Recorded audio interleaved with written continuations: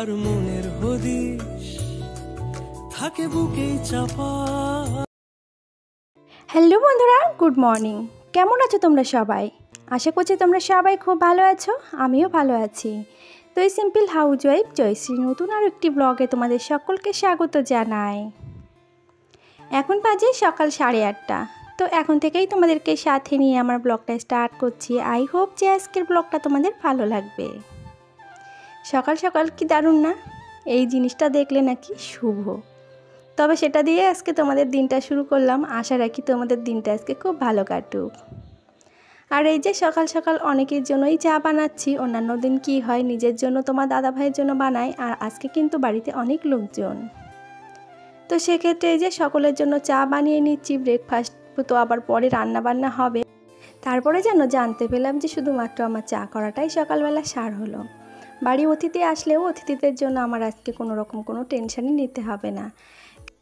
কেননা কাল যে কাকা শ্বশুরের বাড়িতে অনুষ্ঠান হবে, সেই উপলক্ষে তারা এসেছে, তারা নিমন্ত্রণ করেছে বলে তারা বলেছে যে কদিন থাকবে অন্তত আমাদের বাড়িতেই সকলে খাওয়া দাওয়া করবে। তো সেই মতো তাহলে আর আমাকে আর তাদের জন্য কোনো টেনশন নিতে হবে না। তার জন্য সকালবেলা টিফিনে তোমার চাটা বানিয়ে দিলাম। আর এই যে তারপরে নিজের কাজে লেগে পড়েছি একের পর এক। এবার সকলেরই তো আর সময় হয় না যে আর সকলে ক্যামেরার সামনে আসতেও চায় না, আর আমিও চাই না যে তাদের সকলকে নিয়ে এভাবে তাদের অসুবিধায় বা ডিস্টার্ব করি। তাই নিজের কাজটা নিজের প্রতিদিনের মতো নিজেই করে যায়। সকলের সুবিধা অসুবিধা দেখে তারপরে তো সংসারটা চলতে হবে। সংসারটা আর একার উপরেই নির্ভর করে না, এটা সকলের উপরেই নির্ভর করে। আর এই যে সংসারের কাজ সেই মতো যে গুছিয়ে নিচ্ছি। সকলের চা খাওয়া হয়ে গেছে, আর এদিকে সকালবেলা আমাদের খাওয়ার জন্য সিদ্ধ ভাতও বসিয়েছি। সেটা হয়তো প্রায় হব। তো ভাবলাম বাসনগুলোকে মেজে ধুয়ে নিই, তারপরে এই যে চলে এসেছি। দেখো সিদ্ধ ভাত কিন্তু হয়েও গেছে। আর যার জন্য সসপ্যানটা মাজিনি, যে ভাতের ফ্যানটা ঝাড়লেই সসপ্যানটাই ঝেড়ে নেব, তারপরে একেবারে সসপ্যানটা ধুয়ে নেব। আর এই যে সকালবেলা হয়ে গেছে রান্না বান্না। তবে চলো এরই সাথে বলে রাখি প্রতিনিয়ত যে কথাটি আজও একটিবার বলছি, তোমাদের আজকের ভিডিওটি কেমন লাগলো একটা কমেন্ট করে জানাতে ভুলবে না। আর যদি ভালো লেগে থাকে তো প্লিজ একটা লাইক করে দিও। আর নতুন যদি কোনো বন্ধু আজকে আমার ভিডিওটি এই পর্যন্ত দেখে থাকো, ভিডিওটি দেখে ভালো লাগলে চ্যানেলটিকে সাবস্ক্রাইব করে রাখতে পারো। আর পুরনো বন্ধুরা যারা অলরেডি এই কাজটি করে রেখে দিয়েছো তাদেরকে জানাই অসংখ্য ধন্যবাদ আর অনেক ভালোবাসা।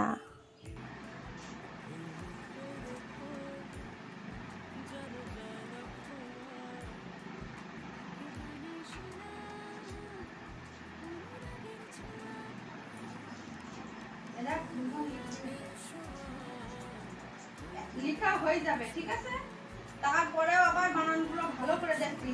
লিখা হয়ে যাওয়ার সঙ্গে সঙ্গে যে তোর চলে আসতে হবে, যতক্ষণ খাতা না নেওয়ার টাইম হবে, ঘন্টা যতক্ষণ না দেবে ততক্ষণ কিন্তু খাতাটা ভালো করে দেখবি। ওই যে তুই পরীক্ষা দিবি আর ওই যে তুই দেখবি নে, ওইভাবে চলে আসবি তা কিন্তু না, ঠিক আছে? লিখা হয়ে যাবে, তারপরে আবার হচ্ছে সেই খাতাটা ভালো করে দেখবি, চোখ বুলাবি যে কোনো জায়গায় বানান ভুল টুল লিখলাম নাকি। বুঝতে পেরেছিস?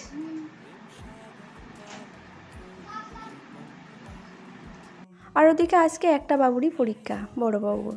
তো ওকে ভালো করে বুঝিয়ে সুঝিয়ে তো পাঠালাম। জানি না কোন দিন কী করবে, তবে ও যেটা লেখে আর যেটা মুখ দিয়ে বলে দুটোর মধ্যে পার্থক্য আলাদা। আমরা বলি পড়ে, ও সেটা লিখবে পড়ে, মানে জলের পরে পাথা পড়ে, ডয় শূন্য র। ও র আর রয়ের পার্থক্যটা একদমই ভুলে যায়। তো সেক্ষেত্রে বানানগুলো ওর কাছে খুবই কঠিন হয়ে যায়, আর ওটাই ও ভুল করে। আর এটা তোমার দাদা ভাইয়ের নাকি হ্যাবিট ছিল, সেও ছোটোবেলায় নাকি এরকম র আর রয়ের পার্থক্য ভুলে যেত। তো সেটা ওরই হয়েছে। তবে আমাদের কোনো দিন ওই অসুবিধাটা হয়নি। র আর রয়ের পার্থক্য আমি ছোটোবেলা থেকেই ভালো রকম বুঝি, আর আমার বাবা সেইভাবেই আমাদেরকে শিক্ষা দিয়েছে। শিক্ষা এমনই একটা জিনিস, সেটা কিন্তু বইয়ের পাতায় লেখা থাকে না। শিক্ষা কিন্তু সমাজে এবং সংস্কৃতি আর পরিবারের শিক্ষায় কিন্তু শিক্ষিত হতে হয়। তবে অনেকেই আছে বলতে থাকে যে তোমার বাবা মা কিছু শেখায়নি। শিক্ষায় যে জিনিসগুলো সাংসারিক শিক্ষা থাকে সেটা কিন্তু সংসার মাঝেই শেখা যায়, সেটা কিন্তু বাবা মার উপরে ডিপেন্ড করে না। সাদায় কালোয় বোনা শীতল পাটি,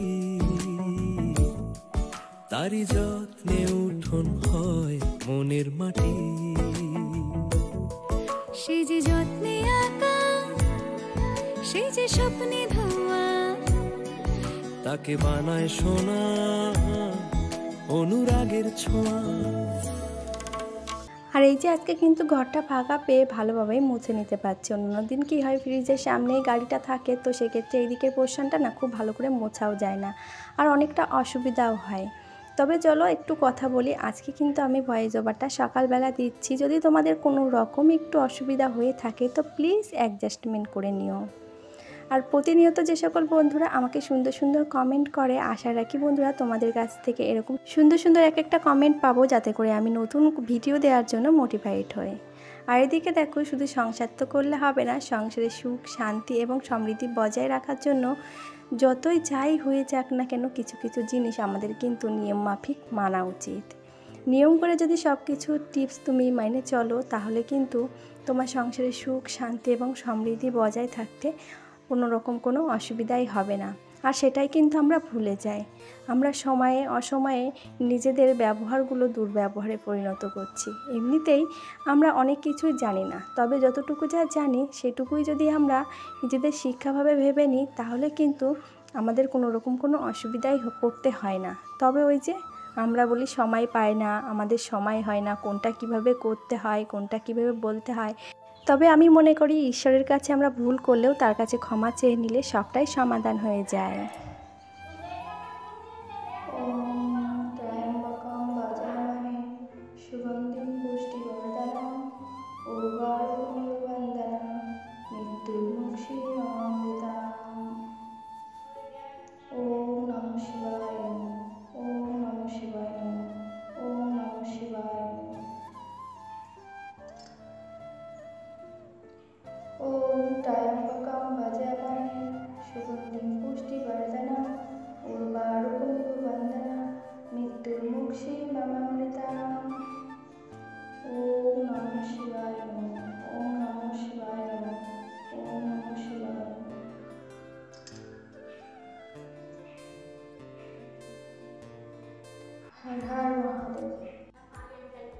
আজ যেহেতু চতুর্থ সোমবার, তো সে মতো আজকে কিন্তু শিব ঠাকুরের একটু পুজো করে নিলাম।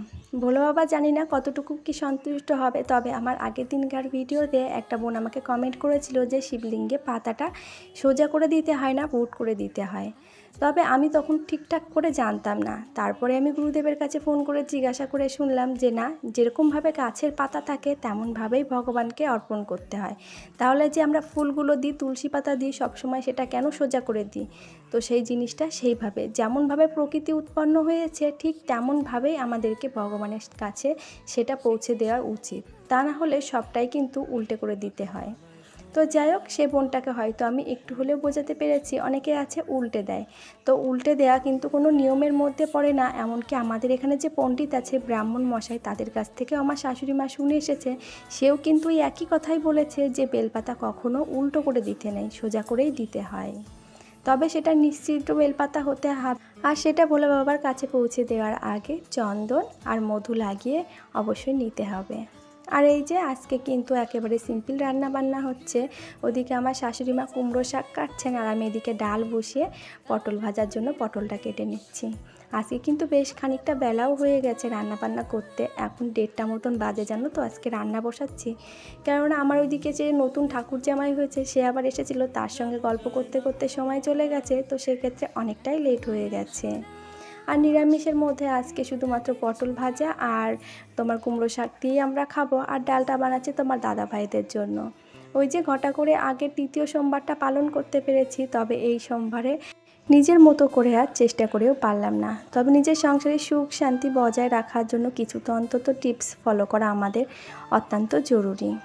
আর এই যে দুপুরবেলা রান্নাবান্না প্রায় কমপ্লিট, শুধুমাত্র ডালটা একটু চিনি দিয়ে লাভিয়ে দেবো, যেহেতু মুসুরির ডাল। আর এদিকে এই যে কাঁঠালের আটি দিয়ে কুমড়ো শাক আর আলু দিয়ে করেছে, আর এদিকে পটল ভাজা। আর বাবুরা আসলে ওদেরকে একটু ডিম ভাজা করে দিলেই হয়ে যায়।